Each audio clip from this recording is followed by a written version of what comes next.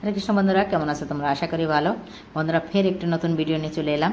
তোমরা আশা করি বুঝতেই পারছো কি ভিডিও। আর ভিডিওটার প্রথম থেকে লাস্ট পর্যন্ত দেখতে থাকো, তাহলেই কিন্তু তোমরা বুঝতে পারবে কি বললে। আর এটা কিন্তু তোমরা শিখেও যাবে। দেখো বন্ধুরা, আজ কিন্তু পেয়ারা মাখাটা তোমাদের দাদাভাই করবে। দেখো পেয়ারা, কলকাতা থেকে আনা পেয়ারা অনেক দিন ঘরেই ছিল, অনেক দিন খাবো খাবো করে কিন্তু খাওয়া ছিল না। দেখো খারাপই হয়ে যাচ্ছিল। তা আজ বিকালবেলায়, আর যেহেতু বর্ষার মৌসুমটা চালু হয়ে গেছে, আজ আবার একটু রোদ্দুর ছেড়েছে, গরম গরম আছে, সেই জন্য আর গরম গরমের সময় কিন্তু মাখাগুলো খেতে ভালো লাগে। সেটাই এর জন্য আজ বিকালবেলা মনে করলাম বিকালটা আর মিস করবো না, যে পেয়ারা মাখাটা সুন্দর করে মাখিয়ে ফেলি। তা আমি আসছিলাম, তার ভিতরে তোমার দাদাভাই বলছে দেখো তাহলে আমি মাখিয়ে দিচ্ছি। আর আসলে উনি কিন্তু সব কাজই পারে, আর সব কিছুই উনি সুন্দর করে করতে পারে। মনে করলাম হ্যাঁ তাহলে করে দাও, কেউ একটু করে দিলে তো ভালোই লাগে। অন্য রাতের কোনো জিনিসই কিন্তু খেতে মজাই লাগে, নিজে করলে যতটুকু সুন্দর না লাগে পরের হাতেরটা কিন্তু ভালোই লাগে। আমার তো লাগে, তোমাদের লাগে কি না জানি না। আর পেয়ারা মাখাটা আমার কিন্তু খুবই প্রিয় একটা জিনিস, আর কলকাতায় গেলেই কিন্তু আমি পেয়ারা মাখাটাই বিশেষ করে খাই। আর যেহেতু দেখো সাইডে কাসন্দি রাখা আছে, কাসন্দি হলে তো আর পেয়ারা মাখার কোনো জবাব হয় না, এটা কিন্তু বেশ মেন জিনিস। আর দেখো পেয়ারাগুলো কিন্তু আমি টাইটে দেখো কতটা টাইট, বুঝতে পারছো তোমরা। আর অনেক দিনের চাকুটা ছিল, চাকুটার একটু গোড়া থেকে হয়ে গেল, তারপরে কিন্তু আস্তে আস্তে কেটে নেওয়া হয়ে যাচ্ছে। কিন্তু একটু টাইট পেয়ারাটা ছিল, আর উপর থেকে চাকুটা একটু নর্মাল হয়ে গেল, সেই জন্য যাই সুন্দর করে সেটাকে ছোটো ছোটো করে কেটে নেওয়া হচ্ছে। আর কেটে নিয়ে এগুলোকে সুন্দর করে কাটলেও ভালো লাগে আর দেখতে, আর উপরে মাখালে তার অন্যরকমই লাগে। দেখো আস্তে আস্তে খুবই কষ্ট করে কাটা হলো, যেহেতু চাকুটা অন্যরকম হয়ে গেছিলো, চাকুটা ভেঙে গেছে নিচে থেকে, সেই জন্য। আর দেখো সবগুলো ছোটো ছোটো করে কেটে নেওয়া হয়ে গেছে।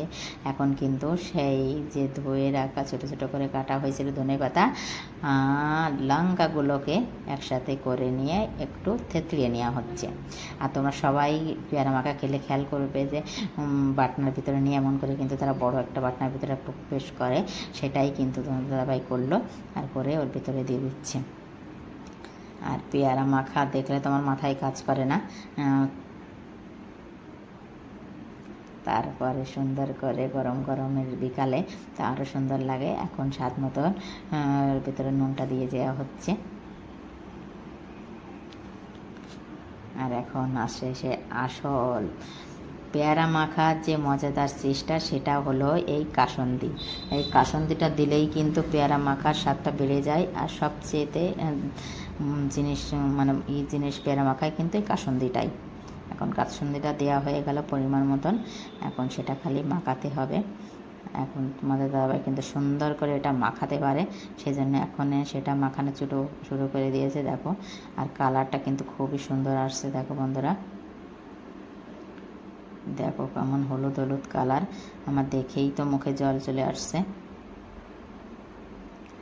তা কী করা যাবে বিকালবেলা এখন, তাহলে এখন প্রথমে মাখানো হয়ে গেছে, যেহেতু প্রথমে ভগবানকে দিতে যাব, সেজন্য একটু জলদি জলদি করছি যে জলদি জলদি মাখিয়ে দাও।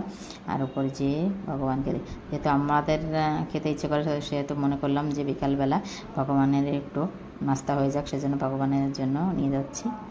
আর এখন দেখো ভগবানকে লাগিয়ে দিয়ে নিয়ে চলে এলাম। এবার তোমাদের দাদা একটু নিল, আর ছেলের কাছে নিয়ে গেছে দেখি টেস্ট করাতে কি বলছে।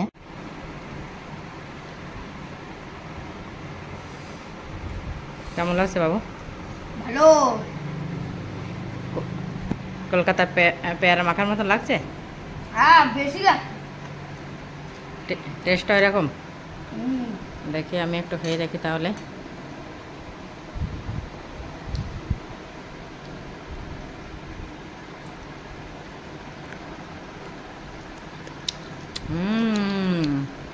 এত সেই স্বাদ বাবু, খুব সুন্দর হয়েছে। এমন করে টেস্টি করে তোমরা মাখিয়ে খেয়েও, তাহলে দেখবে কলকাতায় যে কিনি আমরা মাখিয়ে খাই, সেটা থেকে অনেক টেস্টি। এটা ঘরে বানানো জিনিসে টেস্টি অন্যরকম।